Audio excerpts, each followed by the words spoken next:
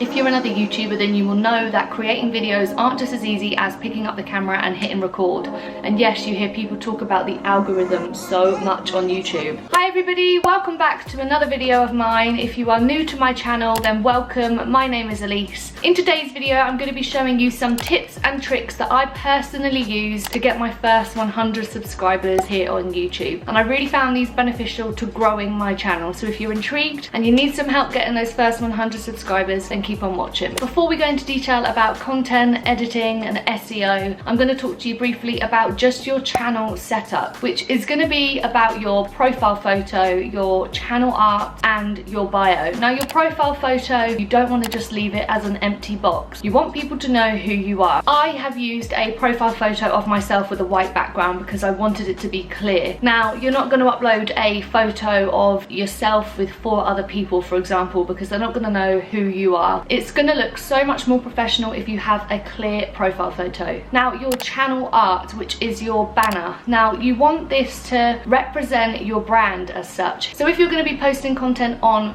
food, for example, a cooking channel, then you're probably going to have a picture of yourself maybe in your channel art, along with you cooking some food things that you have created. You want people to instantly know when they come onto your channel what that is about. Some free websites on which you can create a really decent channel banner is on Canva, and I know previously when I first started and my first banner that I did create that on Fonto, which I'm sure most people have heard of. I really recommend you do that because I do think it just takes your channel to a more professional level. Another thing on channel setup which I would highly recommend that you guys do is to enter an about information. Now you want to just update a paragraph as to who you are, what your channel is about, and in there you can just talk about what days you upload and what times. You can give as much information or as little information as you want, of course, but I think the more information you kind of give on there, it just gives that person, when they do come across your channel, a clearer indication as to who you are and what your channel is about.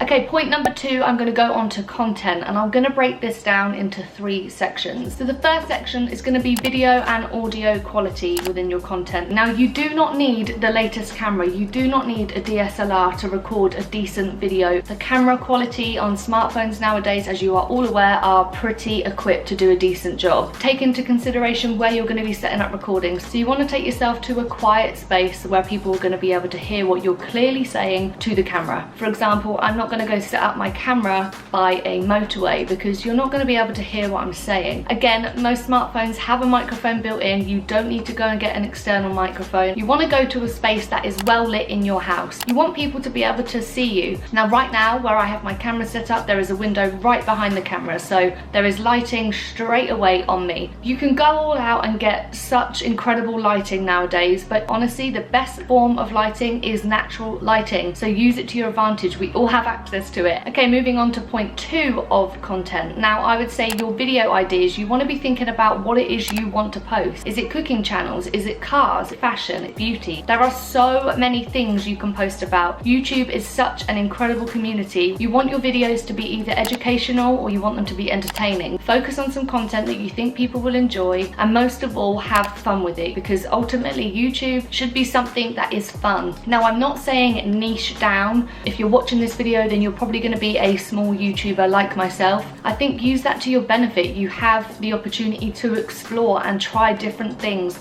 to see what you like recording, to see what you get the most enjoyment out of in editing. And editing brings me to my 3rd and final point. Your editing is prime. You want your video to be clean, smooth and concise. You want it to run smoothly from start to finish. Ultimately, you don't want to be sitting there watching somebody think about what they're going to say next. When you come to editing and you hear yourself say something at the beginning that you perhaps then mention again, you're going to want to take that out because you don't want to be repeating yourself. Another thing that can really take your videos to the next level is adding music to the background. When I personally watch videos and they've got music to the background, I just think it takes the videos to a whole nother level of looking a little bit more sleek and more professional. Another thing that you want to be doing in your editing is overlays, text and b-roll. You want to be including those things in your footage because ultimately me just talking at a camera is going to become quite boring. You want those things popping up throughout your video video to keep the viewer engaged in what you're saying. Any points that you're trying to emphasize in that video, then bring that up on the screen for people to also read and hear.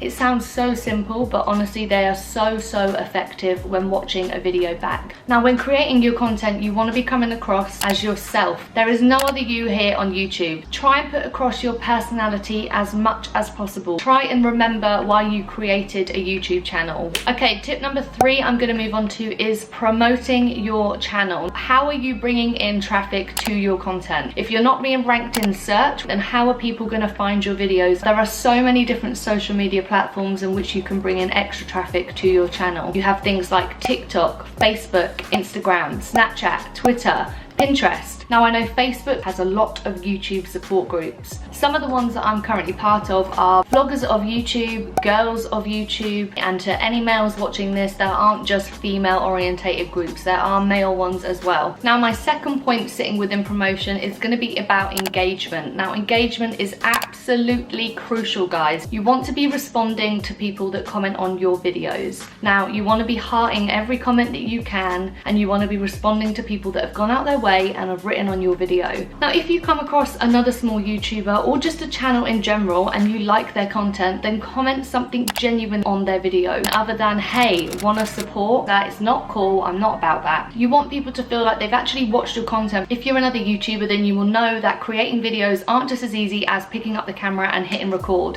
which moves me on to point number 4. You want to be using keywords in your titles. If you are not using all of the information that YouTube allows you to do to promote your video, then the algorithm isn't going to find you.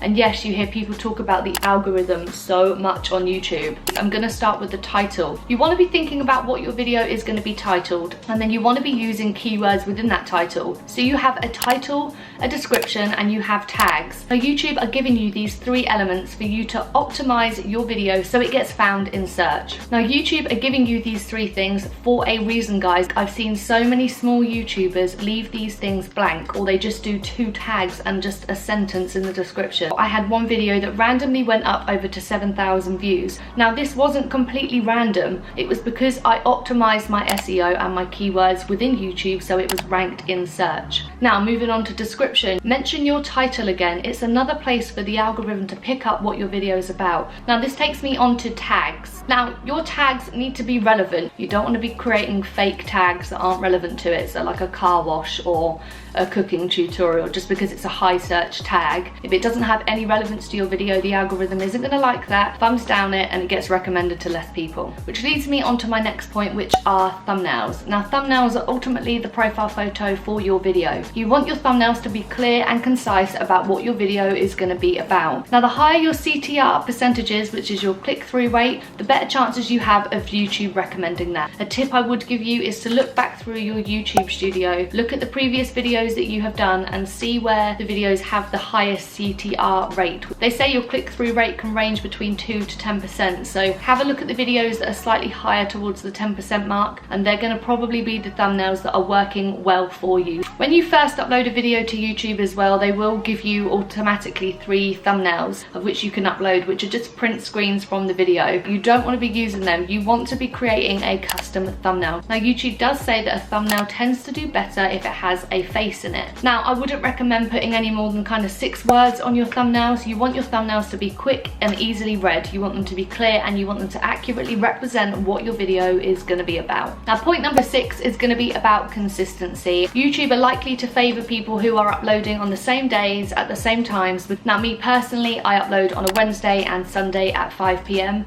I just find those days work best for me. They give me enough gaps in between the days for me to then produce another video and edit another video to get it out. And although consistency is really important, I would say you should still be pushing out high quality videos. You don't want to be rushing that content and just pushing out for the sake of it because you need to be keeping up with this schedule. If your schedule is currently too much and you feel like your videos aren't high quality enough because you're not having enough time to edit, then bring that schedule back and bring it back to 1 a week. So there are some tips and tricks as to how I got my first 100 subscribers here on YouTube, which really helped grow my channel. I hope they've been of some benefit to you guys, and I hope if you aren't currently at 100 subscribers, then some of these tips can really help you get there very soon. Thank you so much for watching, guys. Stay safe and I will see you in the next video.